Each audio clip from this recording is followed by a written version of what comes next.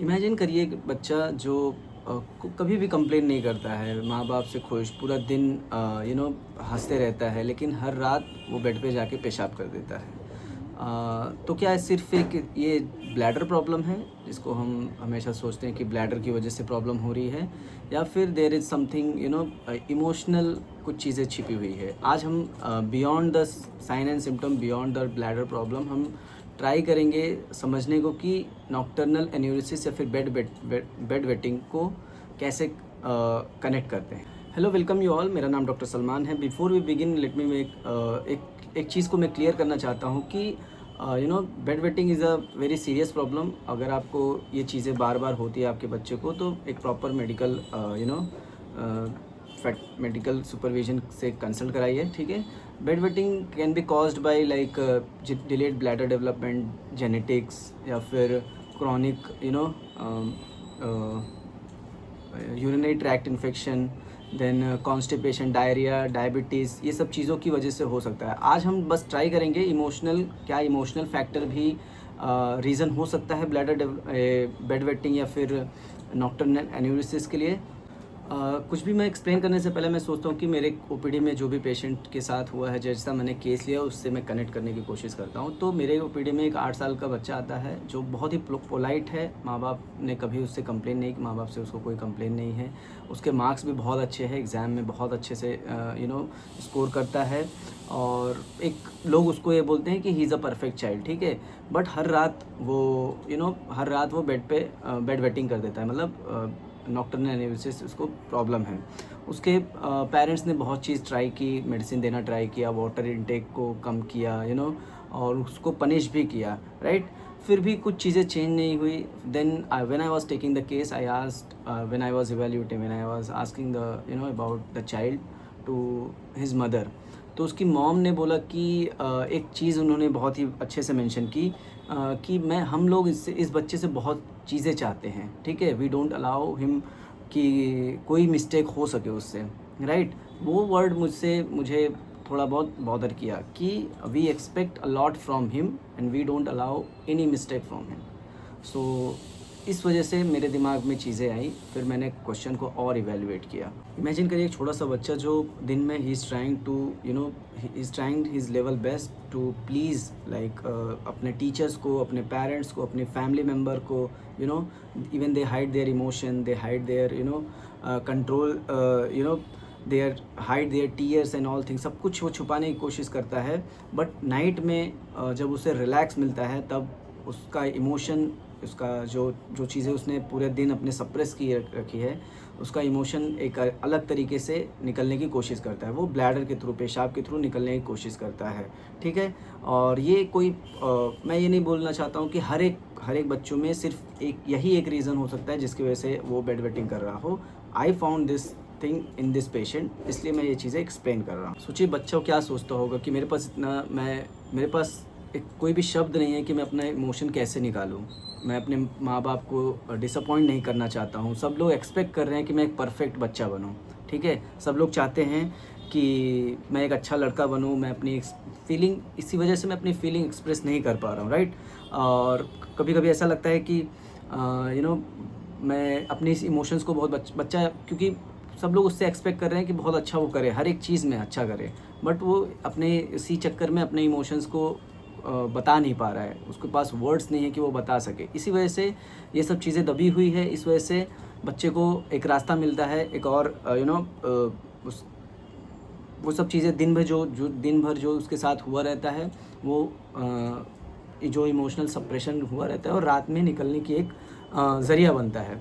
Actually कभी-कभी ये इतने बड़ा जो चीज़ें होती है, कभी-कभी मेजर इवेंट्स जो लाइफ में बच्चे के साथ होता है, कभी-कभी पेरेंट्स सेपरेट हो जाते हैं, डाइवोर्स हो जाता है, बच्चे का स्कूल चेंज हो जाता है, या फिर उसके लव्ड वंस गुज़र जाते हैं जो चाहने वाले हैं, या फिर मेजर चेंजेस जो लाइफ में होते हैं, जो बच्चा या फिर कभी-कभी ऐसा भी होता है कि न्यू सिबलिंग्स आ जाएँ, राइट। उसके पेरेंट्स, उसके फैमिली में, ये सब की वजह से बच्चा अपने आप को एक्सप्रेस नहीं कर पाता है, कि उसके पास कोई वर्ड्स नहीं है, और वो बच्चा इन सब प्रॉब्लम्स की वजह से बच्चा बहुत ज़्यादा डर जाता है, राइट। इन डरने की वजह से वो अपने आप को एक्सप्रेस तो कर नहीं पाता है, क्योंकि चाहता है कि बच्चा हमेशा परफेक्ट रहे।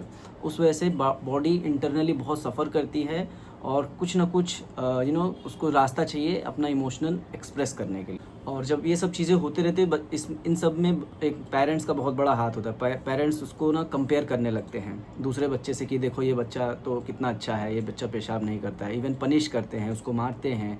कभी कभी क्या करते हैं कि ऑब्वियसली कंपेयर कर जब करते हैं तब बच्चे को और ज़्यादा डर लगता है। उनको लगता है कि ये इंटेंशनली कर रहा है, ठीक है, जानबूझ के कर रहा है। उनको लेज़ी बोलते हैं, ठीक है, बच्चे को लेज़ी बोलते हैं कि ये उठता नहीं है। लेकिन याद रखिए, कोई भी बच्चा ये नहीं चाहेगा कि यार वो रात में पेशाब करे और अपने बेड से उठे, राइट। जबकि ये सब चीज़ें हमें पेरेंट्स को नहीं करनी चाहिए। पेरेंट्स को समझना चाहिए इमोशन क्या है, इसके पीछे क्या चीज़ें हैं, ठीक है। और अगर आप पनिश कर रहे हैं या फिर उसको कंपेयर कर रहे हैं, बच्चे से मार रहे हैं, ये सब चीज़ें अफेक्ट नहीं करेगी। या आप समझिए इफ़ेक्ट उसको क्या करेगा, उससे प्यार करिए, उसको समझिए कि उसको प्रॉब्लम कहाँ है, ठीक है। उसके फीलिंग्स को समझिए, उसके इमोशंस को समझिए। पेरेंट्स एक काम इस टाइम पे बहुत अच्छे से कर सकते हैं इस चीज़ में, कि इससे पेरेंट्स ये ना पूछें कि आपने ऐसा क्यों किया, आपको ऐसा नहीं करना चाहिए था। आप पेरेंट्स को ध्यान से बैठ के पूछना चाहिए था कि क्या कोई ऐसी प्रॉब्लम है जो आपको परेशान कर रही है, ठीक है। और पेरेंट्स को कभी फोर्सफुली कुछ चीज़ें नहीं करानी चाहिए थी। आप उनको इमोशनली सपोर्ट करना चाहिए, इमोशनली उनको सेफ़ फील कराना चाहिए बच्चों को, कि आप उनके हर एक छोटे-छोटे परफेक्ट के पीछे, ऑब्वियसली परफेक्ट के पीछे मत जाओ। उनके छोटे-छोटे जो वो ट्राई कर रहे हैं, उन पे सेलिब्रेट करिए और उनको इमोशनली सेफ बताइए कि जो भी होगा हम तुम्हारे साथ हैं, we will love you, okay. कभी-कभी मेडिसिन, जो हम मेडिसिन देते हैं, सिर्फ उसकी वजह से हीलिंग स्टार्ट नहीं होती है। कभी-कभी इमोशनली अगर हम बच्चे को इमोशनली फील सेफ कराते हैं कि हाँ, आप जो भी करेंगे हम आपके साथ हैं, हीलिंग वहीं से बिगिन होने लगती है, हीलिंग वहीं से शुरू होने लगती है। एज अ होम्योपैथिक फिजिशियन मैं कभी ये सब चीज़ों पे सिर्फ इसी चीज़ों पे फोकस नहीं करता हूँ। साइंस, सिम्टम्स, कॉज क्या है, सिर्फ इसी चीज़ों पे फोकस नहीं करता हूँ। उसके साथ साथ मैं इस पे भी फोकस करता हूँ कि बच्चे की इमोशनल वैल्यू क्या है, emotionally what he is he feeling, ठीक है। लोग उससे क्या चाहते हैं, उसको इमोशनली लाइक कहीं वो डरा तो नहीं है, कहीं वो सहमा तो नहीं है, कहीं उसको कोई फ़ियर या फिर शेम या फिर परफेक्शनिस्ट का टैग तो नहीं लगा है, ठीक है। ये सब चीज़ों को ध्यान में रखते हुए, सिम्टम्स को ध्यान में रखते हुए, सभी चीज़ों को, जैसा कि मैंने बताया कि मैं सिर्फ़ और सिर्फ ब्लैडर या फिर यूटीआई या फिर डायबिटीज़ या फिर बहुत ज़्यादा पानी पीना या फिर लेज़ीनेस होना या फिर आदत पड़ना, जेनेटिक्स, ये सब चीज़ों को साथ में रखते हुए इमोशन जो है that is a main core for me to understand the patient. और उन सब चीज़ों को इवैल्यूएट करके I usually give the medicine. और येस, आई होप आपको ये वीडियो पसंद आया हो। Once again I want to tell, like हर एक बेड वेटिंग केस में ये चीज़ें एप्लीकेबल नहीं हो सकती है। ऑब्वियसली हमको हर एक कॉर्नर को देखना पड़ेगा, हर एक चीज़ को हमें फाइंड आउट करना पड़ेगा कि real emotion, really exactly what is happening. एक छोटा सा कोटेशन मैंने लिखा था जो बेड वेटिंग करते हैं, बहुत ही अच्छा है। A bed wet is not simply about urine, bed wet is not simply about urine, it may be carrying tears that were never cried, ठीक है, words that never spoken, okay, or fears that were never heard. Every symptom tells a story. Our responsibility is not only to stop the symptom, but to understand the child behind it, because when a child feels safe, healing often begins, okay. So I think इतना काफ़ी है आज के लिए। और yes, I hope अगर आपको video पसंद आए तो प्लीज़ चैनल को सब्सक्राइब करिए, वीडियो